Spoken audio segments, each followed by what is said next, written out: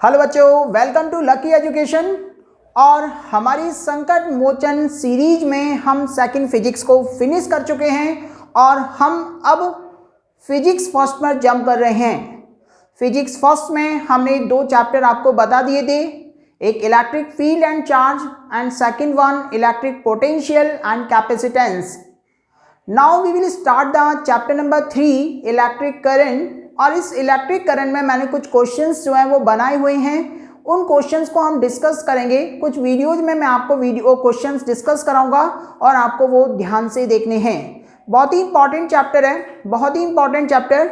और ये जो चैप्टर जो है आपका इलेक्ट्रिक करंट जो है, इलेक्ट्रिक करंट 6 मार्क्स का चैप्टर है। इस चैप्टर में जो भी क्वेश्चंस आपके बनेंगे, इसमें से कोई आपका लॉन्ग क्वेश्चंस नहीं बन रहा है, 1.5 मार्क्स के क्वेश्चन बन रहे हैं। तो यहाँ पर जो भी आपको क्वेश्चंस मैं करा रहा हूँ, इनको आपको ध्यान से देखना है। और मैं देख रहा हूँ कि आप व्यू जो है वो बहुत कम आ रहे हैं बेटा, कि आप उनको ज़्यादा से ज़्यादा देखें, जिससे कि आपको रिपीटेशन में भी ध्यान देना है। और आपको जो भी फिजिक्स आप देख रहे हो, फर्स्ट फिजिक्स की वीडियो या सेकंड फिजिक्स की वीडियो, वो आपको कॉन्सेंट्रेशन के साथ में देखना है और रिपीट करना है। तो आज की क्लास में हम चैप्टर नंबर 3 स्टार्ट कर रहे हैं और चैप्टर नंबर 3 का जो नेम है वो है electric current.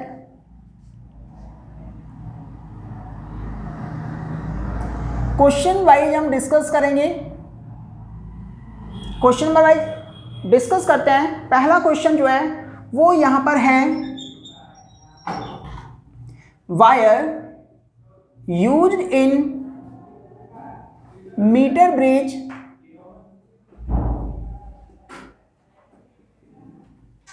Wire used in metre bridge. जो वायर मीटर ब्रिज में होता है वो आर फॉर्म्ड बाय, किसका बना होता है? एक question, wire used in metre bridge are formed by, किसका बना होता है? तो ये जो वायर है वो कॉन्स्टेंटन, ठीक है, अलॉय का बना होता है, कॉन्स्टेंटन, यूरेका या मैग्नीन का बना होता है। ध्यान रखना है कि ये जो वायर है वो किसका बना होता है? कॉन्स्टेंटन, यूरेका का बना होता है। ठीक है बेटा, ये पहला क्वेश्चन था। दूसरा क्वेश्चन जो है, यूनिट से रिलेटेड क्वेश्चंस बन सकता है। SI unit of current density, SI unit of current density क्या होगी? तो अभी मैं कुछ क्वेश्चंस आपको यूनिट से रिलेटेड में कराऊंगा, तो आपको पता है कि करंट डेंसिटी क्या होती है। करंट डेंसिटी जो है वो क्या होता है? Current per unit area.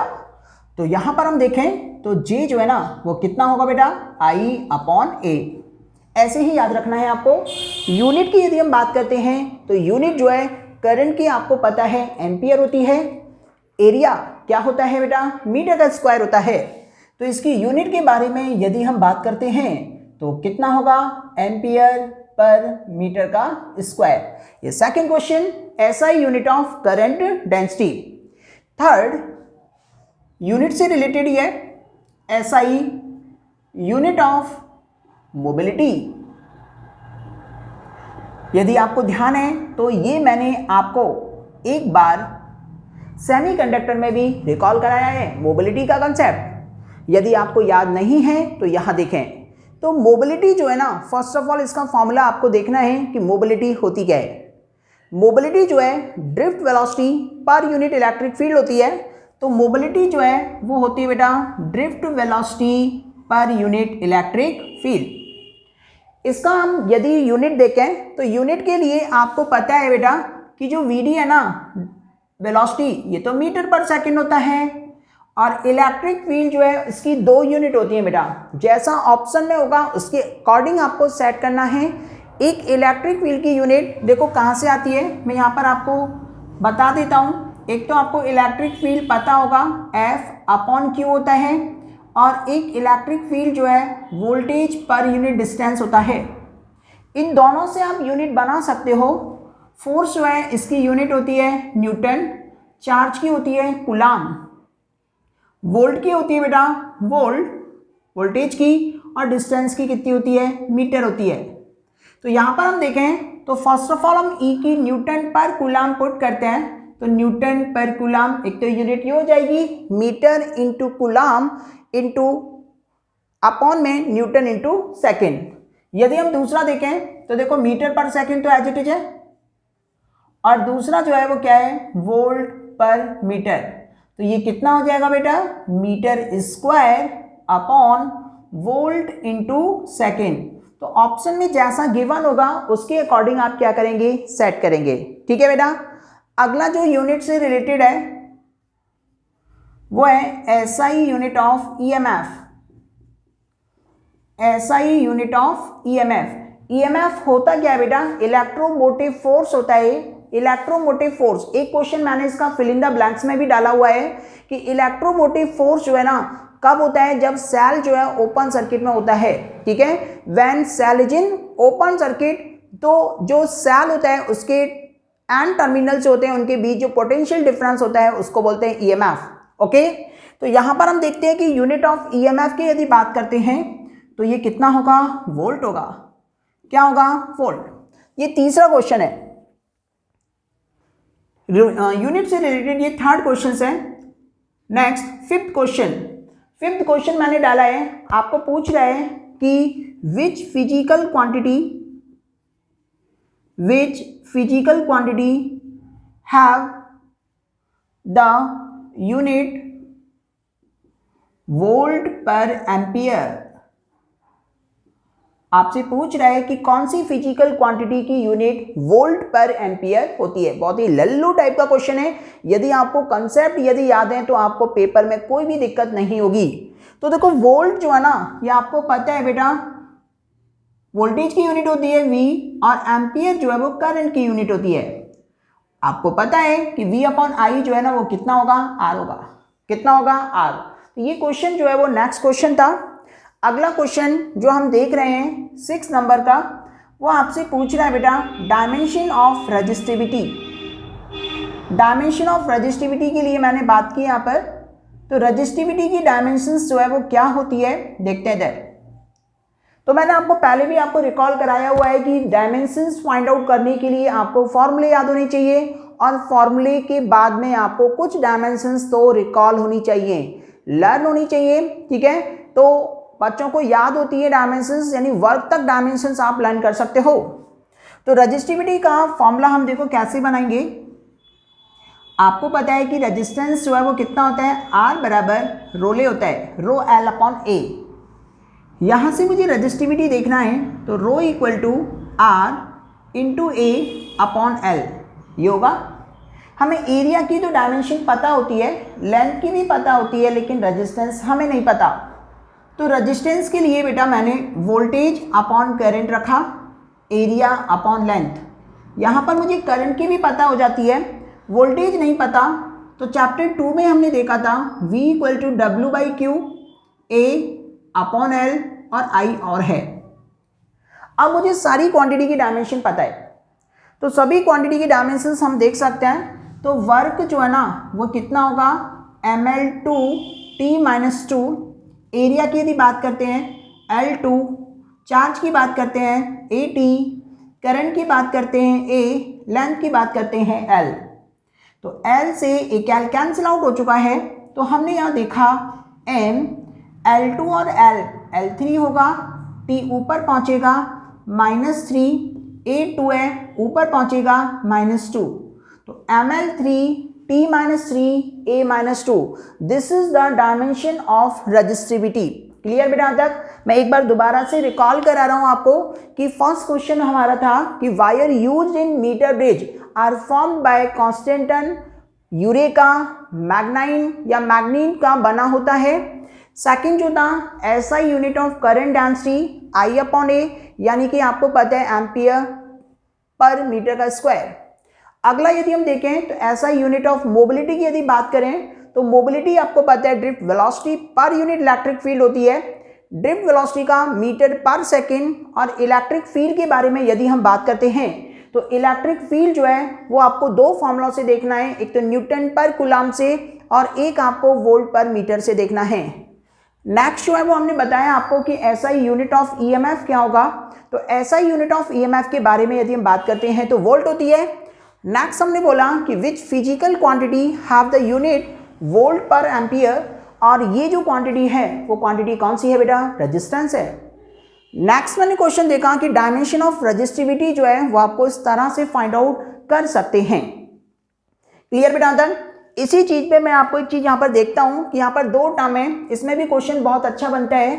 तो देखो इसका कंसेप्ट पहले देख लें।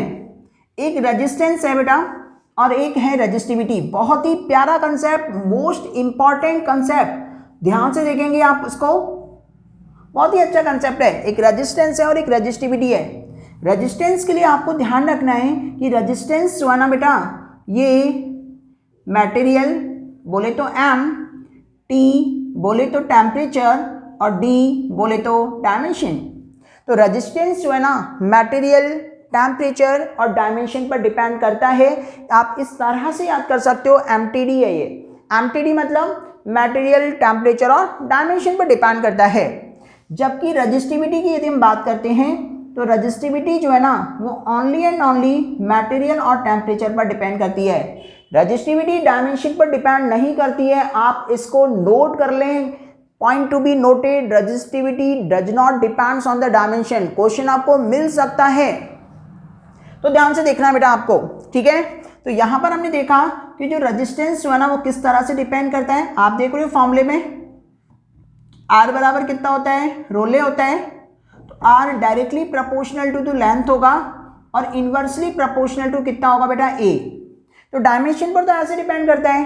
टेम्परेचर का क्वेश्चन बनता है यहाँ पर अच्छा खासा।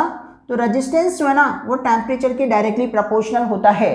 या फिर देखो बेटा, मैंने आपको जब स्टूडेंट था मैंने इसको कैसे याद किया था कि जो कंडक्टर और सेमी कंडक्टर होते हैं, कंडक्टर के केस में मैंने इसको ऐसे रिकॉल किया था कि कंडक्टर के केस में रेजिस्टेंस जो है ना वो पीटीसी होता है। क्या होता है, पीटीसी। किस केस में, कंडक्टर के केस में। पीटीसी का मतलब क्या होता है, positive temperature coefficient of resistance. Positive temperature coefficient of resistance. It means that if we increase the temperature, resistance क्या होता है बेटा, बढ़ता है। और रेजिस्टेंस रेजिस्टिविटी के डायरेक्टली प्रोपोर्शनल भी होता है। तो टेम्परेचर बढ़ेगा तो रेजिस्टिविटी जो है वो भी क्या होगी, बढ़ेगी। तो ये मैंने ऐसे याद किया था। क्लियर। तो आपको ध्यान रखना है। और सेमी कंडक्टर के केस में, तो सेमी कंडक्टर के केस में मैं आपको बता दे रहा हूँ कि सेमी कंडक्टर के केस में हमने इसको कैसे देखा था कि सेमी कंडक्टर के केस में ये जो है वो क्या होता है, रेजिस्टेंस एनटीसी होता है। एनटीसी का मतलब क्या होता है, negative temperature coefficient of resistance. तो negative temperature coefficient of resistance का मतलब क्या होता है कि रेजिस्टेंस जब बढ़ता है, ऐसा देख लो इसको कि जब टेम्परेचर जब बढ़ेगा ना तो रेजिस्टेंस क्या होगा, कम होगा, नेगेटिव रिजल्ट आएगा, यानी कि inverse. If we increase the temperature, resistance जो है वो डिक्रीज करेगा और resistance as well as the resistivity को हम क्या देखेंगे बेटा, डिक्रीज करेगा। ओके। तो कंडक्टर के केस में ये रिजल्ट शो होते हैं पीटीसी, यानी पॉजिटिव रिजल्ट शो होते हैं। और in terms of semi conductor ये रिजल्ट कैसे शो होते हैं बेटा, नेगेटिव होते हैं। ठीक है, ये चीजें आपको क्या करनी बेटा, ध्यान रखनी है। इसके बाद में बेटा और देखते हैं यहाँ पर कि मैंने एक यूनिट का क्वेश्चन यहाँ पर और भी देख सकते हैं कि यूनिट जो है 7 क्वेश्चन में यूनिट का बता दे रहा हूँ। पोटेंशियल ग्रेडियंट की भी unit, SI unit of potential gradient, SI unit of potential gradient. Potential gradient, potential gradient जो है ना वो आपको पता होना चाहिए, वोल्टेज पर यूनिट लेंथ होता है। ठीक है, यानी यूनिट लेंथ पर जो पोटेंशियल डिफरेंस होता है उसको पोटेंशियल ग्रेडियंट बोलते हैं। और ये कितना होगा, वोल्ट पर मीटर होगा। क्या होगा, वोल्ट पर मीटर। ये क्वेश्चन नंबर 7 था। क्वेश्चन नंबर 8 की यदि बात करें तो क्वेश्चन नंबर 8 जो है वो देखो क्या कह रहा है। क्वेश्चन नंबर ये कह रहा है 8 इससे रिलेटेड है, बोल रहा है कि एक कंडक्टिंग वायर है, एक कंडक्टिंग क्या बेटा, वायर है और इसकी लेंथ कितनी बेटा, L है। एक कंडक्टिंग वायर है, इसकी लेंथ कितनी बेटा, L है। अब बोल रहा है कि इसकी लेंथ को इंक्रीज कर रहा है, इंक्रीज कर रहा है और कितना कर रहा है, 2 टाइम्स कर रहा है। क्या कर रहा है बेटा, इंक्रीज कर रहा है, कितना, 2 टाइम्स कर रहा है। और एरिया को क्या कर रहा है बेटा, हाफ कर रहा है, एरिया को क्या कर रहा है बेटा, हाफ। दोबारा से देखें कि एक कंडक्टिंग वायर है जिसकी लेंथ L है, cross section area capital A है। यदि इस वायर की लेंथ को डबल कर दे और एरिया को क्या कर दे, हाफ कर दे, तो आपसे बोल रहा है कि स्पेसिफिक रेजिस्टेंस की वैल्यू क्या होगी। तो स्पेसिफिक रेजिस्टेंस के बारे में यदि हम बात करें, स्पेसिफिक रेजिस्टेंस, इसका दूसरा नाम आपको अभी अभी मैंने बताया है, रेजिस्टिविटी भी बोलते हैं इसको। स्पेसिफिक रेजिस्टेंस और रेजिस्टिविटी दोनों ही एक ही चीज है। स्पेसिफिक रेजिस्टेंस और रेजिस्टिविटी, मैंने बताया है कि resistivity does not depends on the dimension, यानी डायमेंशन पर तो डिपेंड नहीं करेगा। कुछ भी आप करें तो ये जो स्पेसिफिक रेजिस्टेंस और रेजिस्टिविटी जो है ना, वो क्या होगी बेटा, सेम होगी। क्या होगी, सेम। एक बार क्वेश्चन और भी पूछा गया 2015 में, वो क्वेश्चन जो है, वो क्वेश्चन क्या था, वो क्वेश्चन ये था, उसको मैं क्वेश्चन नंबर 9 बना दे रहा हूं। इधर देखें क्वेश्चन नंबर 9। क्वेश्चन नंबर 9 क्या कह रहे हैं, ये बोल रहे हैं कि एक वायर है जिसकी लेंथ कितनी है, 2 सेंटीमीटर, और एक वायर है उसकी लेंथ है बेटा 4 सेंटीमीटर। ये एक ही मटेरियल से बने हैं। इनकी रेजिस्टिविटी, पहले की रेजिस्टिविटी ρ1 दे रखी है और दूसरे की रेजिस्टिविटी ρ2 दे रखी है, ठीक है। और आपसे पूछ रहा है कि इन रेजिस्टिविटी का रेशियो बता दो, रेजिस्टिविटी का रेशियो बता दो। तो मैंने अभी अभी बताया है कि रेजिस्टिविटी और specific resistance does not depends on the dimensions, okay. तो ये डायमेंशन पर तो डिपेंड ही नहीं करेगा, और जब डायमेंशन पर डिपेंड नहीं करेगा तो कितना भी आप इंक्रीज करें, इनका रेशियो जो है वो 1:1 ही रहेगा, ठीक है। ये 2015 में पूछा गया है क्वेश्चन, ठीक है बेटा। इसके बाद में आपको क्वेश्चन नंबर 10 और क्वेश्चन नंबर 11, 2 क्वेश्चन और करा रहे हैं हम इसको। तो देखो इधर क्वेश्चन नंबर 10 की बात करता है कि जो किरचॉफ का फर्स्ट लॉ है जो कि KCL है, और किरचॉफ का सेकंड लॉ जो कि क्या है, KVL है। किरचॉफ का फर्स्ट लॉ जो है Kirchhoff current law, Kirchhoff junction law, या किरचॉफ का फर्स्ट लॉ, ये किस पर बेस्ड है, ये आपसे पूछ सकता है फिल इन द ब्लैंक्स में। तो ये आपको पता होना चाहिए ये किस पर बेस्ड है बेटा, कंजर्वेशन ऑफ चार्ज पर, कंजर्वेशन ऑफ चार्ज पर बेस्ड है किरचॉफ का फर्स्ट लॉ। सेकंड जो है KVL जो कि किरचॉफ का वोल्टेज लॉ है। किरचॉफ का वोल्टेज लॉ जो है ना, ये कंजर्वेशन ऑफ एनर्जी पर बेस्ड है। किस पर बेस्ड है, कंजर्वेशन ऑफ एनर्जी। तो आज हमने क्वेश्चंस जो है वो 11 क्वेश्चंस देखे। इन क्वेश्चंस को आपको एक बार दोबारा से देखना है, नंबर ऑफ टाइम्स रिपीट करना है। मेरे साथ जितना आप चलोगे उतना आपको बेनिफिशियल रहेगा बोर्ड एग्जाम के लिए, ठीक है। तो सारे क्वेश्चंस एक साथ हैं, इनका आप स्क्रीनशॉट ले लें और आप इनको क्या करें, एक बार लिख करके देखें और याद करें, ठीक है। तो आज की क्लास में इतना ही, थैंक यू।